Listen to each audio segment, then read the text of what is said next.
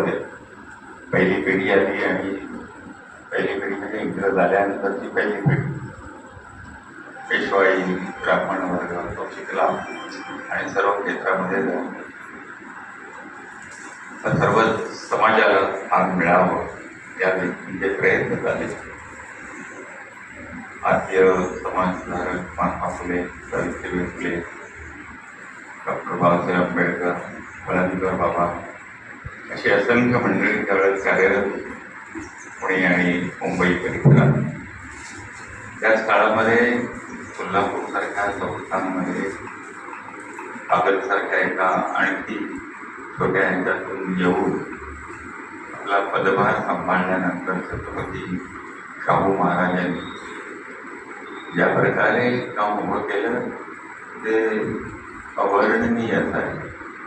पुढे अनेकांनी या प्रकारची कामं उभी केली, परंतु सामाजिक क्षेत्रामध्ये ऐन तारुण्यामध्ये इतका विचार प्रवर्तक होणं हे त्या काळात काही फार मोठ्या प्रमाणात दिसत नाही.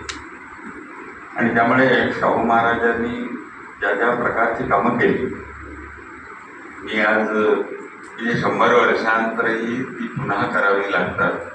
कदाचित अजून 5-50 वर्ष 100 वर्ष आपल्याला त्याच प्रकारे काम करावं लागेल अशी अजूनही समाजाची स्थिती आहे. विविध जातींची वस्ती होते. सुरुवातीला त्यांनी प्रयत्न केला होता सगळ्यांना एकत्र घ्यावं. ब्रह्मो समाज, प्रार्थना समाज, आर्य समाज या त्यावेळेच्या विविध प्रकारे देशभरात काम करणाऱ्या संस्था ज्या होत्या त्याच्याशी त्यांचा अत्यंत घनिष्ठ संबंध होता. म्हणजे आश्चर्य असं वाटतं की 20-25 एखादा तरुण आजचा असा इतका विचार करतो का आपल्या देशाचा समाजाचा, इतका त्या काळामध्ये खरं तर त्यावेळेचे सगळे देशातले संस्थानिक राजे त्यांची मुलं मौज मजा करण्यामध्ये मशगूल असतात. काही मोजकेच राजे बडोद्याचे गायकवाड, औंधे पंतप्रतिनिधी, शाहू महाराज अशी काही मंडळी ज्यांनी खरोखरच पूर्णतः आपल्या प्रजेचा आणि केवळ त्यांच्या राज्यातल्या प्रजेचा नाही संपूर्ण देशाचा विचार करून गेले. शाहूंच्या जीवनामध्ये, राजर्षींच्या जीवनामध्ये अनेक प्रसंग आहेत. अत्यंत कठोर परंतु अत्यंत कनवाळू ज्याला म्हणता येईल असं त्यांचं होतं. कठोर कसे होते हे आपण पाहिलेलं आहे, पण कनवाळू म्हणजे रस्त्याने जाताना असा एखादा भिकारी सदृश मागणारा गरीब ज्याला काहीही कोणी विचारत नाही, समाजात ज्याला स्थान नाही, रस्त्यानं जाणंही ज्याला अवघड आहे अशा समाजासाठी त्यांनी शैक्षणिक काम, धार्मिक काम सुरू केलं. पौरोहित्याचा सुद्धा अनेक प्रकारे त्यांनी अभ्यास करून आर्य समाजाच्या पद्धतीनं पौरोहित्य वर्ग होती बहुजन समाजाच्या राजाराम शास्त्री भागवत जे खूप अजूनही त्या सगळ्या वादाचे परिणाम महाराष्ट्रावर घुमत असतात, मधून वरती लोक काढत असतात.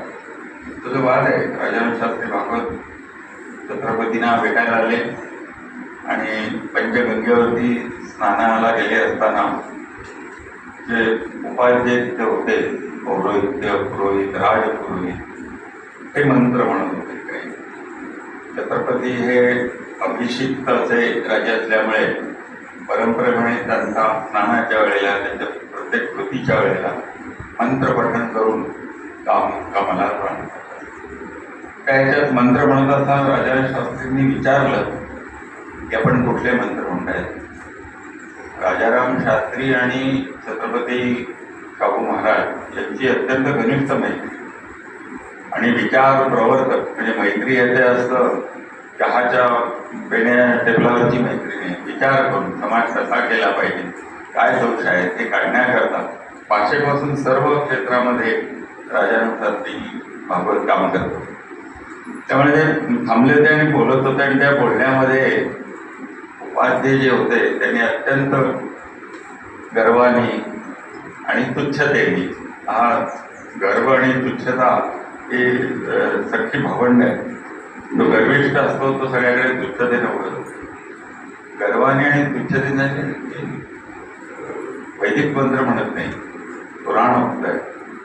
पुराण आणि वेद याच्यात तसा फार अंतर नाही आहे, पण परंपरेमध्ये पुराणोक्त जे आहे ते कथा, पाकळकथा, कुणीही वातावरण सर्वभर घालावी, काहीही म्हटलं तर चालतं त्याच्यामध्ये. आणि बहुजन समाजासाठी पुराणातल्या मंत्रांचा अभिषेक. त्याच्यामध्ये राजाराम शास्त्री त्यांना विचारलं की छत्रपती हे अभिषिक्त आहेत, छत्रपती शिवाजी महाराजांच्या वंशातले आहेत, त्यामुळे ते पुराणोक्ताचे वैदिक मंत्र म्हटले पाहिजे. आणि मग तो वाद सुरू झाला, वैदिक अवैदिक. या ह्याच्यामुळे महाराष्ट्राच्या सामाजिक क्षेत्रामध्ये खूप मोठी खळबळ वाचली. जे कुणाला माहिती नव्हतं हे काय आहे, वैदिक प्रकरण काय आहे, अवैदिक काय आहे, त्या सगळ्या आणि मग याच्यानंतर पूर्ण देशभरामध्ये एक सामाजिक परिवर्तनाची लाट आली. त्याचं स्वामी दयानंद सरस्वतींनी वेद हे सर्वांना उपलब्ध आहे, सर्वांसाठी आहे, महिला सुद्धा वेद म्हणू शकतात. मधल्या काळामध्ये महिला आणखी स्पष्टता आली, सर्व हिंदू समाज एक व्हावा ह्या दृष्टीने काय करता येईल, हा उच्च नीच भाव, हा विषमतेचा भाव हा दूर करायचा असेल तर काय करता येईल, या प्रकारे त्यांचं विचार मंथन दरबार झाल्यानंतर पहिलं आरक्षण. आता आपण संविधान पाहिलं, आता संविधानाच्या आधाराने आपला सगळा देश चालतो. संविधानाच्या आधाराने जरी देश चालत असला तरी खूप मोठ्या प्रमाणात संविधान खूप मोठ्या वर्गापर्यंत पोचलंही नाहीये. आपले हक्क काय आहेत, आपले अधिकार काय आहेत माहिती नाही. आपल्याला शिक्षणाचे अधिकार आहेत, आपल्याला जगण्याचे अधिकार आहेत, आपल्याला सर्व क्षेत्रात जाऊन, भारताच्या कानाकोपऱ्यात कुठेही जाऊन आपण व्यवसाय करू शकतो. कुठल्याही भाषेमध्ये असेल त्या भाषेमध्ये आपण शिक्षण घेऊ शकतो. असे जे मूलभूत अधिकार संविधानात दिलेले, त्या सगळ्याचा पायाभूत काम हे राजर्षी शाहू महाराज आहे. आणि दरबारामध्ये असणारा जो सगळा विषमवाद म्हणजे विषमता जी तोपर्यंत समजली. राजाराम शास्त्री भागवतांनी सांगितलं, हे बघा कथा आहे समाजात बहुजन हित आहे, बहुजन सुख आहे. हित म्हणजे काय, सुख म्हणजे काय, त्याचा पूर्ण विचार राजर्षीच्या पुढच्या जीवनामध्ये आपल्याला दिसतो. आणि त्यामुळे फासे पारधी समाज जो अजूनही समाजाच्या मुख्य प्रवाहात आलेला नाही, त्याच्या ठिकाणी जमीन दिली, त्याच्यानी शिक्षणाची व्यवस्था केली, त्याच्या रोजगाराची व्यवस्था केली, शेती शिकवण्याचं प्रशिक्षण त्यांना दिलं. त्यांच्याकडे असणारी कला कौशल्याच्या आधारावर कोल्हापूरमध्ये जे अनेक म्हणजे राजर्षी शाहूंचा जो काळ आहे, त्याच्या आधीचा काळ कोल्हापूरचा, त्याच्या आधीचे 30-40 वर्ष ही गोंधळाची होती. पण राजर्षी शाहू आल्यानंतर कोल्हापूरला एक वेगळ्या प्रकारचं रंगरूप आलं, व्यक्तिमत्व आलं, कलेच्या क्षेत्रात आलं. तालीम जी आहे ज्याला पैलवानकी म्हणता येईल, लाल मातीची, त्याला कलेच्या विविध क्षेत्रामध्ये अनंत प्रकारचे महाराष्ट्राच्या मागच्या शतकभरात ज्यांनी चित्रपट, नाटक ही सगळी गाजवली, संगीत, या सगळ्या याला कोल्हापूरच्या याच्यात आलं आणि ते राजर्षी शाहू महाराजांच्या काळात आलं. त्यामुळे शिक्षण क्षेत्रामध्ये सर्वांना समान संधी मिळाली पाहिजे, जगण्याची सगळ्यांना समान संधी मिळाली पाहिजे, या प्रकारचा विचार हा भारतामध्ये पहिल्यांदा राजर्षींनी मांडला. आणि राजर्षींनी मांडल्यानंतर मोठी संघर्षाची उभी राहिली. तत्कालीन मोठे नेते होते, म्हणजे सामान्य लोकांमध्ये तेला तांबोळे यांचे पुढारी असे म्हणलेले पुणे ते लोकमान्य टिळक. लोकमान्य टिळकांनी खूप राजकीय काम केलेले, पण सामाजिक क्षेत्रामध्ये, ह्या काम क्षेत्रामध्ये त्यांनी त्या उपाधी आणि त्या मंडळींची पदवी घेतली. एक ऐतिहासिक चूक म्हणजे ज्याला पूर्णतः समाजाची परिवर्तन करण्याची प्रक्रिया सुरू झाली होती, त्यावेळेला पुन्हा एक भारताचा मोठा इतिहास आहे, 5-10 हजार वर्षाचा, 50,000 वर्ष, अशा याच्यातल्या ठळक काही गोष्टी त्यातली ठळक गोष्ट आहे. पण तरी सुद्धा लोकमान्य टिळकांच्या मागे उभं राहण्यामध्ये, त्यांच्या क्रांतिकार्यामध्ये, त्यांच्या राजकीय याच्यामध्ये राजर्षी शाहू महाराजांनी हे सगळं दुर्लक्ष करून त्यांना अखेरपर्यंत मदत दिलेली आहे. राजकीय चळवळ उभी करणं इंग्रजांच्या काळात, त्यावेळेला चाफेकर बंधूंनी रँड आणि आयटला मारलं, त्यावेळेला गुन्हेगार सापडत नव्हते, म्हणजे क्रांतिकारक आज आपण म्हणतो त्यांच्या दृष्टीने गुन्हेगार सापडत नव्हते. लोकमान्य टिळकांना पकडून त्यांच्यावर शिक्षा करून त्यांना तुरुंगात टाकलेलं. अशा सगळ्या काळामध्ये राजर्षी शाहू महाराजांनी त्यांना मदत केली. केसरीचं सुरुवात आहे, केसरी मराठा त्याचा प्रेस उभा करण्यापर्यंत आहे. वकिली करताना इंग्लंडमध्ये जाऊन जे काही लढा दिला राजर्षींनी, त्या लढ्याला सुद्धा जाणं येणं याचा प्रवासाचा सगळा खर्च कोल्हापूर संस्थानने उचललेला. काही अज्ञात गोष्टी असतात, सर्व गोष्टी काही काळ लिहिल्या जात नसत. इंग्रजांची दमन क्रिया, इंग्रजांचं दडपशाही याच्यामुळे राजर्षी हे स्वतंत्र असले तरी, इंग्रजांच्या काळात स्वतंत्र संस्थान असलं तरी त्यांच्याकडे लक्ष ठेवूनच ते काम करत होतं. अनेक क्रांतिकारक, अनेक क्रांतीचे लढे त्या काळातले राजर्षी शाहू होते तोपर्यंतच्या काळात कोल्हापूरच्या संस्थांच्या क्षेत्रामध्ये इथे करून त्या ठिकाणी लपून राहत होते. असा एक नेता, लोकाभिमुख नेता, परंपरागत समाज, अनेक प्रथा, अनेक गुरसटलेल्या चालीरीती याच्यामध्ये अडकलेला समाज, त्याला बाहेर काढून आधुनिक समाजात आजचं जे सगळं रूप दिसतं आपल्याला भारताचं, महाराष्ट्राचं, पुढे अनेक नेते निर्माण झाले, अनेक चळवळी निर्माण झाल्या. या सर्व चळवळीचा उगम हा राजर्षी शाहू महाराजांच्या काळात होता. त्यामुळे राजर्षी शाहू महाराज हे या पूजनीय डॉक्टर बाबासाहेब आंबेडकरांनी जे संविधान निर्माण केलं त्याला योग्य असं वातावरण तयार करणारे राजर्षी आहे.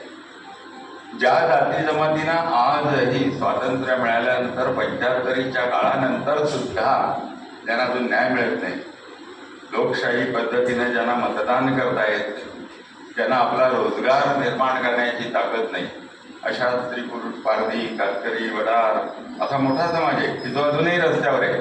जगण्याकरता त्यातल्या 75-90% लोकांना भिक्षा मागावी लागते. अशा सगळ्यांमध्ये सुरुवातीच्या काळात राजर्षी शाहूंनी जी पायाभरणी केली, त्यातून पुढे अनेक कार्यकर्ते पुढे या शतकभरामध्ये आपण पाहिलं तर अनेक कार्यकर्त्यांनी विविध प्रकारची कामं उभी केली. जे विधवांसाठी काम करणारे महर्षी कर्वे आहेत, महर्षी शिंदे आहेत, अशा महाराष्ट्राच्या कानाकोपऱ्यात विविध जाती जमातींमध्ये कार्यकर्ते तयार झाले आणि शैक्षणिक वातावरण झालं. पंजाबराव देशमुख आहेत. वेगवेगळ्या ठिकाणी आपण महाराष्ट्राचा पुढचा इतिहास पाहिला तर ह्या सगळ्या याच्यात ज्या कामाची आदर्श हे त्यावेळेला राजर्षी शाहू होते. त्यामुळे अशा शाहू महाराजांच्या जयंतीच्या निमित्तानं आपण पुन्हा एकदा असा काही निश्चय केला पाहिजे की आज समाजाची स्थिती काय आहे, आज समाज कुठल्या स्थितीला आहे, आज खरोखरच आपण समतेच्या मार्गावर आहोत का, समता आपल्याला दिसते का, वागण्यामध्ये दिसते का, महिला सुरक्षित आहेत का, जो दलित, पददलित मागास जो आहे ज्याच्यामध्ये अनेक नेते निर्माण झाले, पूजनीय डॉक्टर बाबासाहेब आंबेडकरांसारखे नेते निर्माण झाले, आज सर्वोच्च न्यायालयाच्या सर्वोच्च न्यायाधीशपदी एक दलित समाजात जन्मलेला पण उच्च शिक्षण घेऊन त्या पदावर पोचलेला असून त्यांना सुद्धा असं म्हणावं लागतं की मी दलित आहे म्हणून माझा शिष्टाचार पाळला जात नाही का. हे सगळं जर पाहिलं तर अजूनही जातीच्या भिंती त्या घट्ट आहेत, त्या पाडल्या गेल्या, पाडणारे सगळे अंतर्धान पावले. तरी आजच्या घडीला आपणा सर्वांना शाहू महाराजांचं चरित्र, त्यांच्या जीवनातले सगळे प्रसंग नुसते आठवून चालणार नाही. मगाशी रमिलाताईंनी सांगितलं की आमची ही संस्था जी आहे त्या संस्थेमध्ये फुटपाथवर याच्यावर राहणारे निराधार अशा मुलांना पूर्ण मोफत शिक्षण दिलं जातं. अत्यंत चांगली गोष्ट आहे. म्हणजे हे दिलं जातं हे केव्हापासून सुरू झालं आणि अधिकच सर्व समाजाला, सर्व समाजातला, म्हणजे इथे पुण्यासारख्या ठिकाणी आपण जर पाहिलं मध्यवस्तीमध्ये जवळजवळ लाखाच्या वर स्त्रिया इथे व्यवसाय करतात, शरीर विक्रयाचा. घोषणामय आहे ना, फार नेपाळपासून, बंगालपासून सर्व ठिकाणून महिलांची विक्री होते आणि या ठिकाणी आणले जाते. अजूनही आपण खूप मागासलेले आहोत आणि त्यामुळे या मागासले पण दूर करायचं असेल पूर्ण समाज एकसंघ करायचा असेल, निवडणूक आली की आपल्या मनातल्या जातींचं असं उफाळून येतो, आग डोंब जसा लागतो तसा तर जातीचा आहे उफाळून येतो आणि मग एकमेकाच्या विरोधात जातींच्या आधाराने आपण बोलत असतो. राजर्षी शाहूंनी या प्रकारे काम नाही केलं. त्यामुळे राजर्षी शाहूंचा आदर्श जो आहे तो या प्रकारचा. राजर्षी शाहूंच्या घराण्याचा वारसा त्यांनी पुढे नेला की छत्रपती शिवाजी महाराजांनी सुद्धा असा कुठलाही भेदभाव न करता संपूर्ण देश, संपूर्ण जिजामातांनी त्यांना जे शिक्षण दिलं, विद्यापीठं नाहीत, शाळा नाहीत, गुरुकुल नाहीत, काहीही नाही, अशा अवस्थेमध्ये एक राजकीय परंपरा त्यांनी पाहिली की इथले सगळे व्यवहार फारसीमध्ये होत आहेत, उर्दूमध्ये होत आहेत. त्याच्याऐवजी आपली भाषा आली पाहिजे, आपली स्वतःची राजमुद्रा संस्कृतमध्ये आहे. संस्कृतला विरोध करत आपण सगळ्या भाषा जवळपास एकमेकाच्या विरोधात होतो. त्यामुळे एकात्मता आणायची असेल तर आपल्या सगळ्यांना या पुन्हा मुळापर्यंत जाऊन अभ्यास केला पाहिजे. हा अभ्यास करायचा असेल तर या जाती जमातींकडे किती ज्ञान आहे जे राजर्षींना कळलं. ज्या प्रकारचे पैलवान, म्हणजे आता तर आखाडेच बंद झालेले. आम्ही लहान होतो त्यावेळेला भरपूर, म्हणजे हा किती अंडी खातो, किती कोंबड्या खातो, किती आहार आहे, असं दोन्ही मल्लांचे आणि कोल्हापूर, बेळगाव, पुणे विविध ठिकाणी झालं. चित्रपटाच्या क्षेत्रातही भालजींपासून लताताईंपासून सर्वांचं कोल्हापूर हे आगर होतं. आज असा बहुजन समाजाचा लता मंगेशकर यांनी, म्हणजे ह्या गोव्यातल्या, पण त्या सगळ्यांनी असा ठराव केला 100 वर्ष आहे की आम्ही सगळे मराठा आहोत. गोमंतकातला मराठा समाज, म्हणजे किशोरी आमोणकर पासून सर्वजण ज्यांनी अख्खे भारतच नाही तर दश दिशांना ज्यांचा आवाज, कुठलाही क्षण रेडिओ चालू करा, कुठल्या ना कुठल्या त्याच्यात लताबाईचं गाणं, असं कलेचं अगदी सखोल ज्ञान, विविध प्रकारचे चित्रपट त्या काळात जागतिक याच्यावरती जाऊन पोचले कोल्हापूरमध्ये. आज आपल्याला भारताच्या दृष्टीने, महाराष्ट्राच्या दृष्टीने जर विचार करायचा असेल तर आपण सर्वांनी प्रयत्न करून बहुजन समाजाचा तळागाळात अजूनही आहे. वडार समाज घेतला तर त्या वडार समाजाचं वैशिष्ट्य काय आहे? वैशिष्ट्य जे आहे ते अजंठा वेरूळसारखी लेणी त्यांनी खोदलेली, त्यांनी असं विचारलं. सूत कताई करणारा, वस्त्र निर्माण करणारा, सगळ्या कोल्हापूर परिसरात जर पाहिलं, जयसिंगपूर, इचलकरंजी, शाहू महाराजांचं करतो, एक वेगळी उद्योगनगरी उभी केली जाईल. असं सर्व भागाला, सर्व समग्र विचार करून आपल्या प्रजेला सर्वोत्कृष्ट जे काही आहे ते प्रदान करणारा असा हा राजा. आज नुसतं स्मरण करून चालणार नाही, तर त्यांच्या पावलावर पाऊल टाकून पुन्हा एकदा ती वाटचाल करावी लागेल. माझं भाग्य आणि माझं हे आहे की आम्ही लहान वयात असताना मला एका माळी नावाचे शिक्षकांनी राजर्षी शाहूंचा सगळा इतिहास सांगितला आणि याच आधाराने मी जी कामं केली की वडार, कैकाडी, पारधी, 14 ठिकाणी आम्ही वसतिगृह, पहिलं यंगरडीचं वसतिगृह ज्यावेळेस सुरू झालं त्यावेळेस भारत मातेच्या फोटोच्या शेजारी शाहू महाराजांची प्रतिमा. शाहू महाराजांनी 100-125 वर्षापूर्वी पारधी समाजाकरता, मातंग समाजाकरता, बौद्ध ज्याला म्हणतात तशा महार समाजाकरता सर्व चर्मकार प्रत्येकाची वेगवेगळी वसतिगृह केली. आज आपल्याला जे फळ दिसतंय ते त्या कामाच्या याचं फळ आहे की महाराष्ट्रात, देशामध्ये आता सर्व स्वतःच्या हक्कासाठी जागरूक असणाऱ्या महिला आहेत. दलित समाजातल्या महिला आता येत, या पारधी समाजातल्या 41 महिला महाराष्ट्रात सरपंच झाल्या गेल्या 20 वर्षात. हे सगळं जे आहे हे छत्रपती शाहू महाराजांचं करतो. आमच्यासारख्यांना त्यांनी पाठबळ दिलं, त्याच्यातनं काम करता आलं. याच कारणामुळे मला या ठिकाणी बोलावलं गेलं. हाही एक समतेचा आविष्कार आहे. या व्यासपीठावरती मला या ठिकाणी बोलवलं. राजर्षींच्या कार्य कर्तृत्वाचा पुन्हा एकदा मंत्र रोज म्हणावा लागतो, मंत्राप्रमाणे आचरण रोज करावं लागतं. तसं शाहू महाराजांनी दिलेला मंत्र सामाजिक समतेचा, धार्मिक समतेचा आपण रोज आचरणात आणलं पाहिजे. आम्ही आमच्या इथे चिंचवडला 350 मुलं आहेत. पारधी बरं काही पारधी जास्त मुलं आहेत. वेद उपनिषद आणि संपूर्ण वर्षभर तुकाराम महाराजांची गाथा 2-2 वर्ष आम्ही मुलांना रोज एक 10 श्लोक सांगून त्यातला सामाजिक आशय सर्व प्रकारचे कला कौशल्य ही तिथे पहिलीपासून आपण शिकवतो. आपल्याला केव्हा सवड मिळाली की अवश्य याला भेट द्या.